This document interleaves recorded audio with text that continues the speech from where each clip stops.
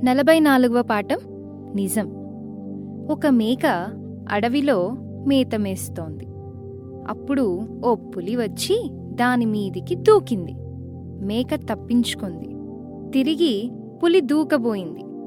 ఆగాగు, తొందరపడకు, మన ఇద్దరి గురించి 3 నిజాలు చెప్తాను. అవి నిజాలే అనిపిస్తే నన్ను చంపి తిను, లేదంటే నన్ను వదిలేయ్ అంది మేక.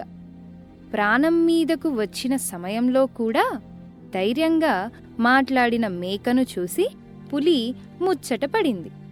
అది చెప్పే నిజాలు ఏవో తెలుసుకోవాలనే ఆసక్తి కలిగింది. సరే చెప్పు అంది పులి. నువ్వు మిగతా మీ పులులను కలిసినప్పుడు నాకు మేక దొరికినా వదిలేశాను అని చెబితే అవి నమ్మవు, నిజమే కదా అంది. పులి తలూపింది. అలాగే నేను మా మేకలతో నువ్వు నన్ను వదిలేశావని చెప్పినా నమ్మవు అంది మేక. సరే, ఇక 3వ నిజమేంటి చెప్పు అంది పులి గాండ్రిస్తూ.